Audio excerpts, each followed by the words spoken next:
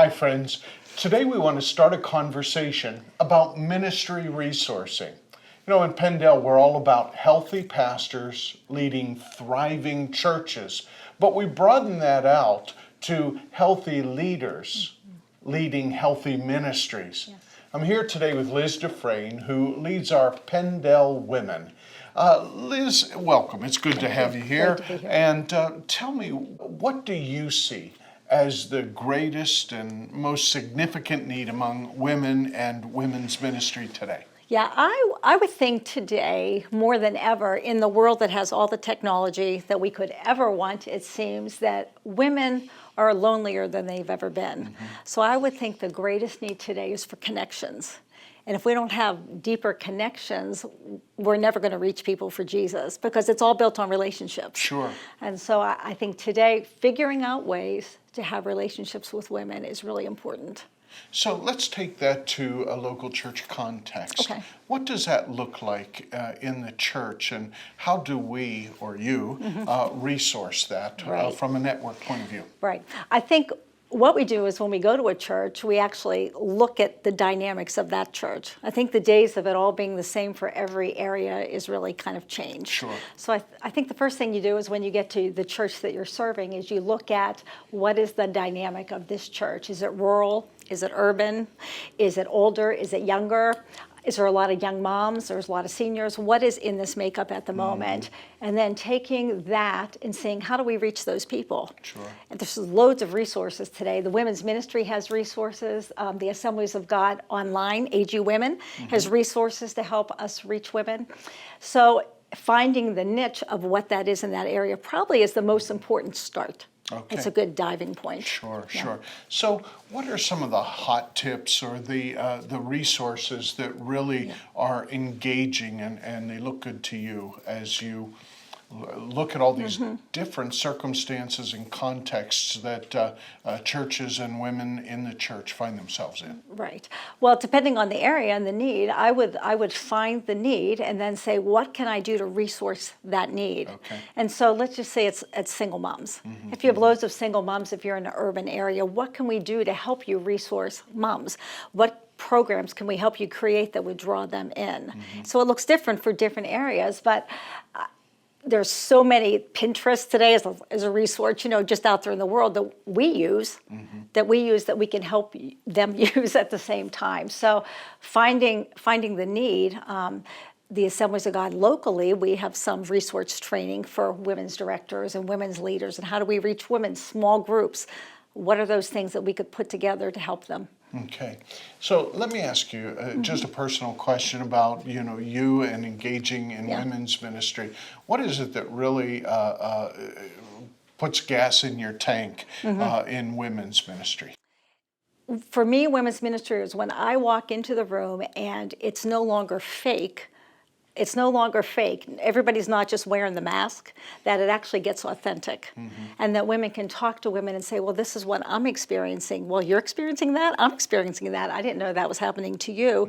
And from there, creating people that have been there, done that, with younger people that haven't been there and done that, and helping them walk the path. Seeing just the light bulb go off in people and say, you know what, I can make it. I can do this better.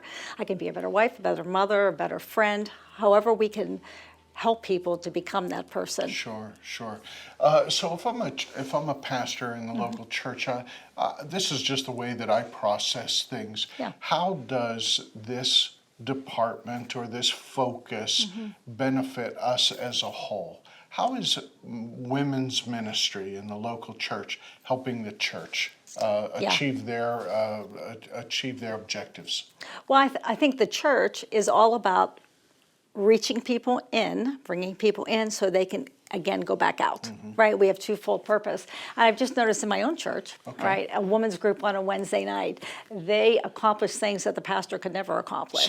Such as? There's a women's small group dealing with topics. I watch them all get together in the room, and the friendships that are formed, the discussions that are had, the issues that are faced, those are issues that maybe need to be done in a women's setting, not in a big context setting. sure. And so that you're helping your pastor immensely, because then he is not having to deal with it, because you're dealing with it over here. You have trained people over here dealing with it. So it just, without the connection piece, women don't want to be a part of that church. Yeah. Yeah. Now, you have a fairly large event coming up here pretty soon. Yeah. And tell us about the Women of Purpose Conference. Okay. We do this large conference in November. We hope to have about maybe 3,300 people attending it. So it's a large conference. We're able to bring in big speakers. This year, Lisa Turkist is coming and Susie Larson.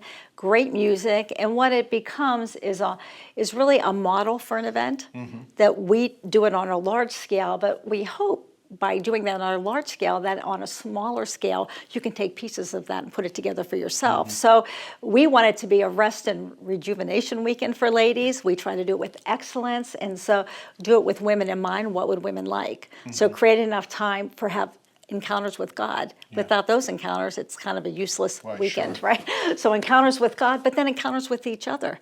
Get enough margin in there that relationships, ladies in hotel rooms, well, you've probably never seen that, Dawn, but yes.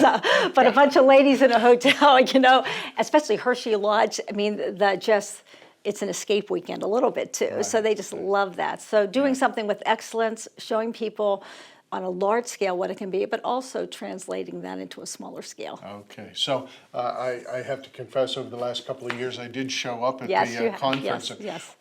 There's a lot of estrogen in that Yes, building. there is. Yes, there is. But there's a lot of joy and a lot of energy as well. So it's really cool that you as a district or network team can model for a local church, because obviously in a local church setting we may bring 10 or 20 or 50, maybe even as many as 100 women. Right. But how many more hundreds and perhaps thousands of women are in that community that Right. the local church is going to be able to reach out and touch relationships with one another, relationships with God.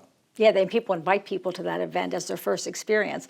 One will become one of my favorite things to do is actually go to a church and help them. If I could do anything in the future, it would be say, how can I help you create something that you could reach out to your area? So you're willing to do that? I would love to do that, yes. Okay, great. Yeah, I would love to be able to do that. Yeah. Well, it's been great spending a couple of moments with you, Liz. Thank you so much. And if you have a need in the area of women's ministry in the local church, Liz would love to connect with you and have conversations with your leadership team and how to perhaps take your women's ministry to another level. God bless you. Have a great day.